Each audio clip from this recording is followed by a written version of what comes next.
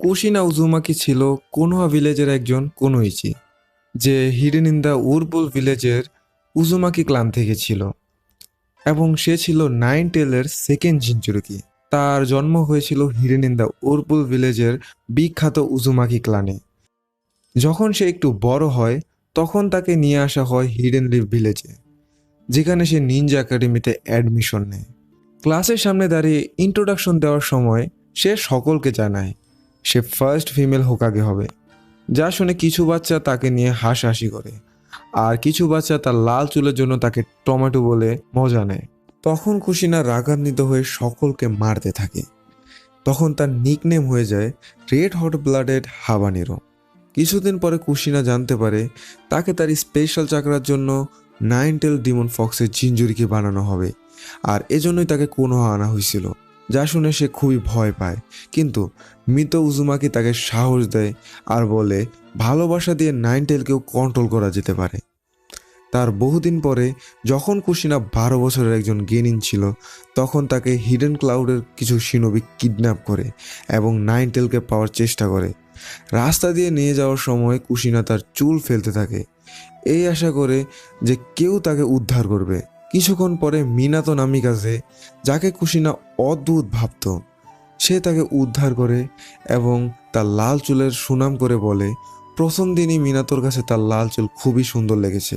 তখন কুশিনার মিনাতোকে ভালো লাগতে থাকে, যেটা একটা পর্যায়ে ভালোবাসায় পরিণত হয়। বড় হয়ে তারা দুজনই স্ট্রং শিনোবি হয়ে গিয়েছিল অ্যান্ড তারা বিয়ে করে নেয়।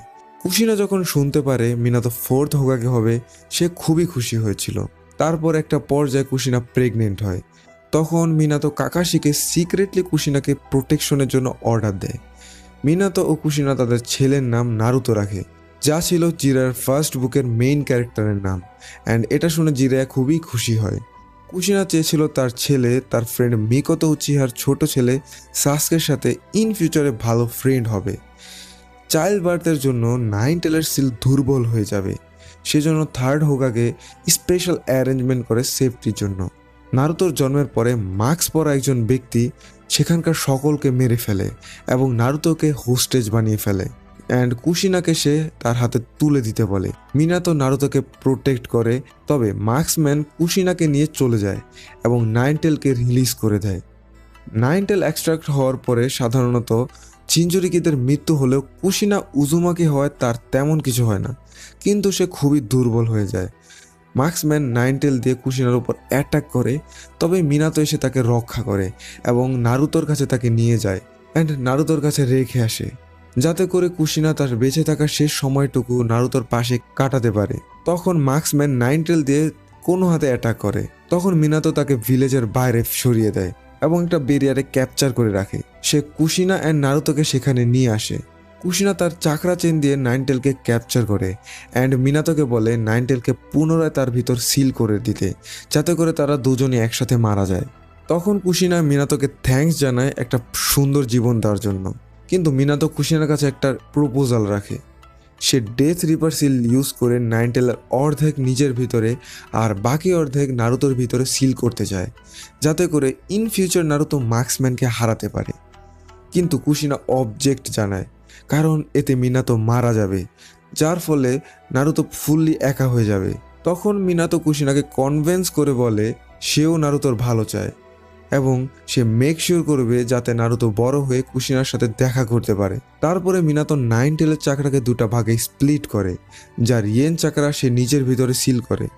তখন নাইন টেল নারুতোর ওপর অ্যাটাক করলে মিনাতো অ্যান্ড কুশিনা তাকে বাঁচায়।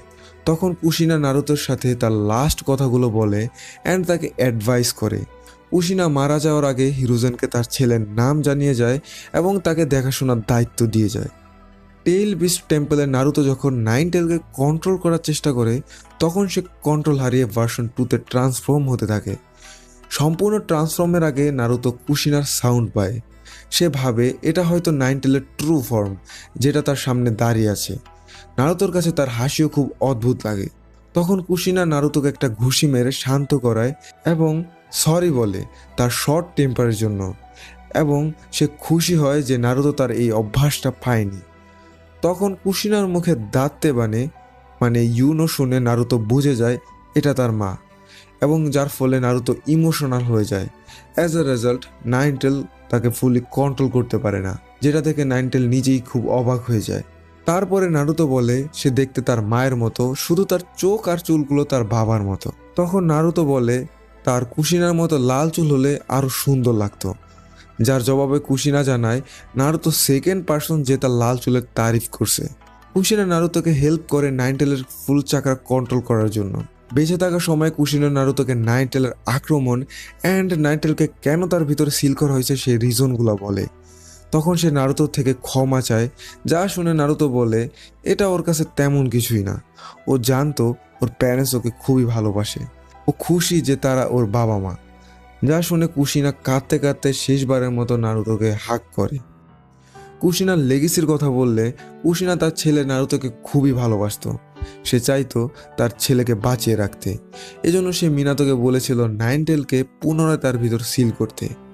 কুশিনা চাইতো না নারুতো একাকিত্ব হোক। সে চাইতো না তার ছেলে জিনজুরিকে সকলের ঘৃণার পার্থ হোক।